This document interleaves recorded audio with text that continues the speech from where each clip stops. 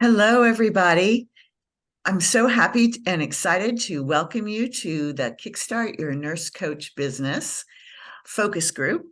We're going to be here for 5 days with short 15 to 20-minute videos for you, a little homework, and some prizes for you to be participating and applying this into your business. That's where our learning really grows, is with applying. So I'm Sharon Birch. I'm the CEO of New Directions for Nurses and liberatednurse.com. And I am joined by Yeshe Chodron, my dear friend and team member. Yeshe, would you introduce yourself? Hello, everyone. And hi, Sharon. Thank you so much for having me on. I'm really looking forward to all the things that we're going to share, not just today, but for all 5 days. So my name is Yeshe Chodron, as Sharon mentioned, and I'm a spiritual guide and mentor. I'm a former LPN, and I'm also on the team for Liberated Nurse as a mindset coach. And I can really help you with the inner work when you join us for any of our programs. Wonderful. Thank you so much. Now, Mhm. here is our agenda for the next 5 days. Today, we're talking about businesses as living systems. And so let's jump right in. And of course, you're watching a recording. So if either of us go too fast, just pause, rewind, whatever you need to do to take this information in. And you may find yourself thinking of things that you want to pause the recording, and write things down. So, first off, have you ever thought about a business as a living system? Mm. I find this idea very comfortable for myself because I am much more of a gardener, permaculture farmer, and really honor myself, my place embedded in the living world and cosmos. And so that's what my frame of reference is. And I don't really relate to a lot of business education paradigms. They're talking about building things as if they were structures like factories and things that are very mechanical. So even though I love systems, I love living systems. That's what I know and trust. So I have want to introduce you to a mentor of mine. Her name is Carol Sanford, and she's written many books. One of them is The Regenerative Business, and she has a podcast as well. And this quote is from Carol. She's all about businesses as living systems and how we can see ourselves and our businesses as parts of an interconnected whole. And she has worked internationally with big business. You would recognize many of the companies she's worked with, helping them change from the inside out. And really, she calls herself a contrarian, and that's what we need. I feel right now is very thoughtful, well-educated, evidence-informed contrarians to help us find a new way. Yeah. I'm with you, Sharon. I really love the idea of thinking of business as a living system because business is made from people, right? And we are living. So it makes sense for us to think of the system of business as a living system. And I love the diagram that you have for us here. It's so important that we do start with the empathic inquiry and ourselves. For ourselves and our audience, because that the empathic inquiry, which we'll talk more about in a second, it includes this whole picture of the living system. It includes how our valued gifts can be shared with others in a small way so that they get to experience what it might be like to work with us, sort of like the taste and decide. And then they can move into a paid service when they know for sure that this is a good match and that they trust us and that we know that we can help them. And they become not only fans, but also sometimes they become partners if they are also an entrepreneur, for example, or if they have an audience for any other reason. And that kind of like cycles back to our gifts, right? So they come back for more of our gifts, or they come back to see our gifts in a different way, and they get to taste and decide about the new gift, and so on and so forth. So this ecosystem of sort of like how water moves, sort of like you have on the diagram there, it moves down the waterfall, then it goes into the river, it moves up into the grass and up into the atmosphere and back down as rain. So that's very similar to how our relationships in business can work, especially if we want our business to be sustainable, the way that I know you teach, Sharon. Thank you. Yes, Shay. Mm-hmm. So there's also some stages of business that are really valuable to know about. So like people, businesses have essential needs and predictable developmental stages. This is so important. It's information that I wish I had way before, way before I met you and your work, Sharon. And I'm so glad that I did come across your work. But so in step one, in stage one, you identify your business's essential needs, and that's so important. So that means, how much money do you need to get started? What are the other resources that you need to get started, and really create the legs of, let's say, the table that your business is going to sit on. And then in step two, you want to set up ways to assure that those needs are met. So you want to have sustainability in your immediate capital, or at least knowledge. Again, like in step one, you want to know what your capital is, and you want to have a way for that capital to grow as you're growing your business. That can be in your business or outside of your business. And then in step three, you want to identify your business's stage of development with clarity. Because again, if you don't have this clarity, if you don't have a map to follow, or if you don't have a clear set of steps that have worked for others that are like you, who have started businesses like you, then it's really hard to do this by yourself. I've tried it, and it was a struggle every step Me of the way. too. Right? Me too. Uh-huh. And so when we know what stage of development we're in, we know where we are and we can see where we're going to go. And then in step four, you want to complete all the milestones of each of those developmental stages. And there are some real huge benefits to completing all those milestones. Again, when you have a map, you can flow just like the diagram in the slide before, how water flows, right? You'll be in flow, in other words. And we'll talk a little bit in a minute about what can happen when you're not following the steps. But when you are following the steps, this is how you create that sustainability and that stability in your business right from the start. Yes. So then, yeah, go ahead. Oh, okay. So let's take each of those four things one at a time and dive in a little deeper. Let's look at the essential needs for startup businesses. First of all, you need certainty that will meet your physical, mental, emotional, and financial needs while you're doing the nursing process through your business. And, I'm a community health nurse. They call it a public health nurse now, but I was trained as a community health nurse. And we did learn to do assessments of groups of people, populations, and groups of all size, as if we were doing an assessment of an individual using the same nursing process as you would with an individual. And I find that exactly mirrors what we need to do in setting up a business. We need to use our nursing process to assess, diagnose, plan, test, implement, and all in our business. So that's something we teach in the Liberated Nurse Business Incubator that we'll talk more about later, is how to use the nursing process in developing your business. And part of that is you've got to assess both your audience, that group you want to serve, and also yourself, because you've got to include yourself. If you're a holistic nurse, that caring for yourself is it's a core value of holistic nursing. And we nurses know that that's essential.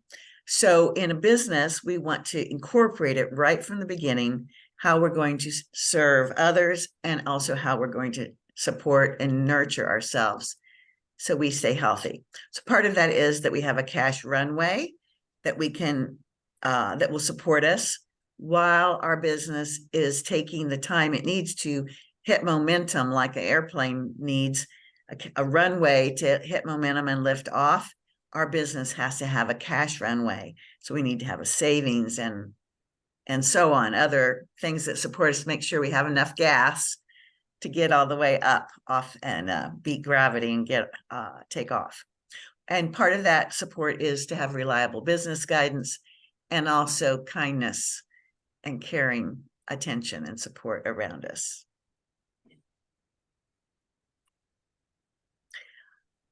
So it behooves us to set up ways to assure that those needs are going to be met. Now, you're going to notice all this metaphor that I use about businesses is very similar to what we learn about human development, because businesses develop just like humans do. And so we can have failure to thrive in our business, just like humans can have it. And yes, I went to nursing school a very long time ago, and I looked up failure to thrive just the other day when I was making these slides, and I just thought, oh, I need to make sure, I don't know, something told me, maybe it was my intuition to look this up. Turns out that's now considered an archaic term. And the current, yeah, I know, that's how I was too. Wow. And the new term is growth faltering. Interesting. Okay. It is interesting. And so I think it comes from the awareness that we don't want to label people as failing. Either, makes sense. the person, it's not their failure, but we want to say what's happening, which is that their growth is, faltering and not progressing, not developing like it should. So I put both terms up here. And just like humans that need emotional and nutritional nourishment, and touch nourishment, businesses also need emotional nourishment and financial nourishment. And just being in a chronic state of uncertainty with your business at the beginning is very stressful. And that's very similar to when a child is growing up, and if they're in a chronic state of uncertainty, or if the parents, when they're raising the child, are in a chronic state of uncertainty. So let's go on from that. But I want you to realize there's nothing wrong with you if your business the growth has been faltering. It's probably that there are some needs that you haven't identified and that you haven't set up support for sufficiently while your business is going through its initial stages of development. I just want to take a brief moment to point out, I apologize for interrupting, to point out that there are so many coaches, nurse entrepreneur coaches and coaches in general, that neglect teaching the importance of all resources as you're starting your business. And that's something that I think is really valuable. And I'm really glad that you're talking about this here, because it really needs to be highlighted so much more than it is. And when we don't have those resources, both internally and externally, those resources are the people in our environment, that we're living with, or that we're working with, or that we're friends with, those are resources too.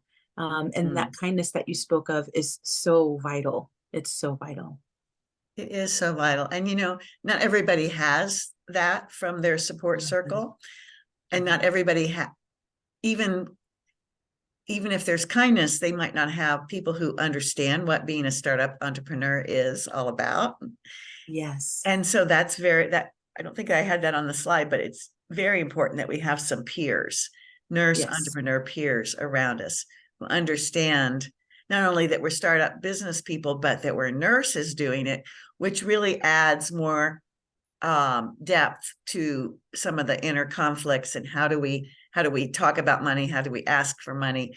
And many of the things that every business owner has to go through at the beginning, the nurses have an extra layers of challenge in some of those. And we'll talk about those as we go. Thank you, Yeshe. Mm. So Mhm. this is a little example of a nurse, um, a real nurse that I know, changed her name, of course, and she had failure to thrive or growth faltering at the beginning when she was when she was in startup with her business. And she was sometimes making a bunch of money, feeling hope and excitement, but other times there'd be like a famine period.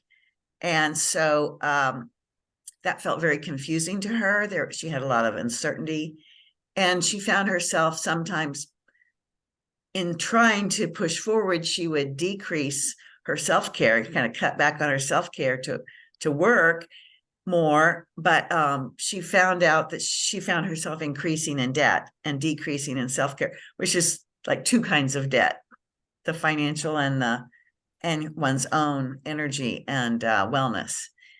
And I think this is you know, probably she's not the only, I know she's not the only one, because I've gone through my own version of this. How about you, Yeshe? Absolutely. Absolutely 100%. I think that this is something that I again hear from many peer entrepreneurs of different types in the industry. And what's interesting is as nurses, nurses tend to care for others because that's our job, right? And we forget that self-care is it is as important as it is. And so, taking off bits of our own self-care to give someplace else, in order to make money, for example, or in order to have more time or, to work on their business or something like that, it really throws off the balance of that sustainability and that stable table that we talked about at the beginning. Really does. Mhm. So these are the business stages of development. Actually, these are the first four. There's 9 stages altogether, but these are the ones we focus on in the Liberated Nurse entrepreneur programs. And there, for each of these 4 stages, there's a long list of milestones. I've only put a couple milestones here because that's not what this presentation is about. But I wanted to give you a taste of it. And so, Yeshe, would you like to share anything about this slide? I would love to share how much I love this slide. Because and we'll talk about this in a second, there are so many ways that we can fall through the cracks as we're starting our business. We talked about self-care and financial care and other resources, but there are other ways too. There's lots of times that, what I love about what you have on the slide is that we go from preparing to proving to growing to scaling. And again, these are stages that a lot of entrepreneurial coaches or business coaches don't really go into detail around. And so when we miss, the milestones of these, there's so much that we're missing out on our business, and our business winds up getting built on something that's, lopsided, or that isn't going to receive nourishment in a consistent way. So I love that this slide even exists, and I love the work that you've done on putting this slide together. And again, there's so many great things here, and I hope that if those of you who are watching, that you're sort of looking at the slides as we're talking here, and reading through a little bit as we're talking here, and maybe you can identify which stage you're in. Maybe you can have a feel for what stage you're in right now, whether you've started or haven't started. Mm-hmm. Yeah, in fact, that's I'd love to encourage you to pause the video, identify the stage that you're in. The quick way is to look at the annual revenue, but that's not the only thing. There, as I said, there's just 2 milestones here besides revenue, and in actuality, there's maybe 15 milestones average on each stage. So, but you can see how they're different and how they build on each other. And think about human development. You would not give a child the keys to your car, and expect them to be successful to drive to the next city. Because why? Not because they're not a smart kid or whatever, but they just haven't layered all the learning experiences that they need in order to perform that activity. And they also don't have the development, like the judgment and how to predict what's going to happen next and things like that. So it's the same way with business. We can be a very smart person and have some of the pieces in a stage, but if we try to jump ahead to a stage before we've completed all the milestones in the previous one, if we try to go ahead, we are going to either not succeed in what we're trying, or we might succeed for a short time and then fall back. We can't sustain it. So yeah, it's a really super huge concept to understand and to keep coming back to. One more thing about this slide is, if you notice in stage 3 right here, that's called scale. I hope you can see that. It's a little light. Whenever you are listening to marketer promoting a program that helps people scale their business, understand, they won't tell you, but understand that that program is only appropriate if you're making at least $100,000 already in your business. And the reason you see the majority of online marketing education talking about things that scale is because, number one, it's a lot more fun and exciting to deal with things at that level. Number two, the people that are in that stage, 100,000 to $1 million, they have the money to invest. So it's most lucrative for educators and promoters to be promoting programs in that niche. But if you are still in stage 0, 1, or 2, that you're going to spend money and feel frustrated, feel like a failure.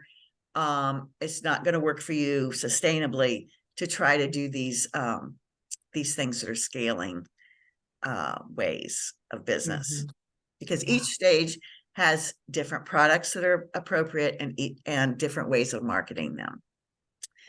Okay, so let's move on from here. Yeah, that's really true. I want to say, go ahead, Yeshe.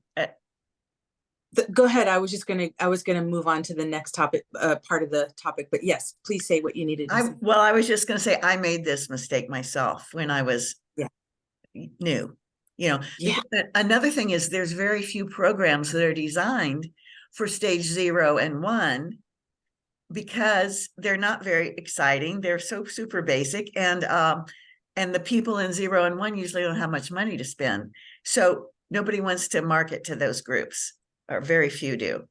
And yet they're extremely important that people have support in those areas. And I learned by the School of Hard Knocks. I also wanted to say that this is all evidence-based. I learned it from 2 different mentors, and in their own style. And then since then, I've researched it, and it is an evidence-based model that I'm teaching here. Yes, and I'll just say too, those the first couple of stages, 0 and 1, and probably 0, 1, and 2, that's when we actually need the most support. It really is.